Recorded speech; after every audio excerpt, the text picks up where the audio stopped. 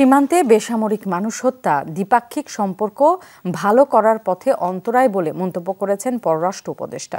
এদিকে রাষ্ট্রপতির দ্বৈত নাগরিকত্বের গুঞ্জন বিষয়টি স্পর্শকাতর উল্লেখ করে তিনি বলেন, সংশ্লিষ্ট দপ্তরগুলো চাইলে এ নিয়ে সহযোগিতা করবে পররাষ্ট্র মন্ত্রণালয়। ডাইনিং জুড়ে সৌন্দর্যের পাহাড়, Italiano Opel glass, timeless elegance. ভারতীয় সীমান্তরক্ষী বাহিনী বিএসএফ এর গুলিতে এবার ঠাকুরগাঁয়ের বালিয়াডাঙ্গিতে নিহত 15 বছরের কিশোর জয়ন্ত কুমার।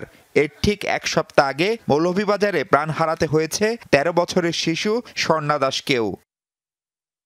শেখ হাসিনার ভারতে অবস্থান এবং ফেনী কুমিল্লায় বন্যা নিয়ে দুই দেশের সম্পর্কে চলছে টানাপোড়েন।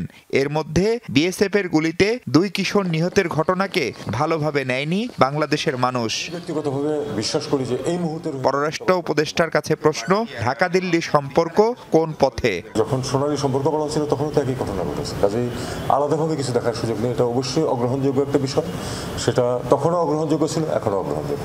বর্ডার কিলিং যেটা, সেটা অবশ্যই দুই দেশের ভালো সম্পর্ক সৃষ্টির ক্ষেত্রে একটা অন্তরায়। কারণ সব ভালো সম্পর্ক তো শুধু দুই দেশের সরকারের বিষয় না, মানুষের বিষয়।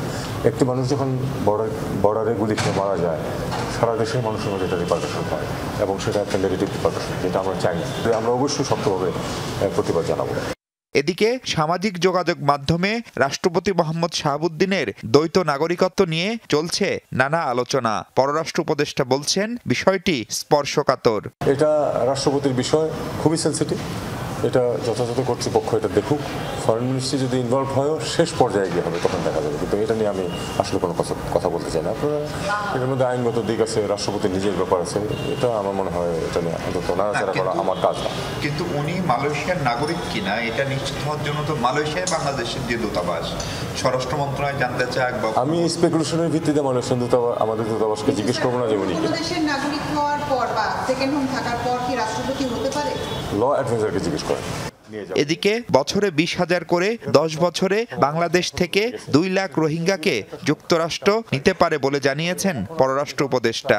এটা একটা অত্যন্ত ছোট সংখ্যা, কিন্তু ছোট সংখ্যাটা একটা আশা এসেছিল যে 20,000 করে প্রতি বছর 10 বছর 2 লাখ নিয়ে যাবে। মাহফুজ মিশু, যমুনা নিউজ, ঢাকা।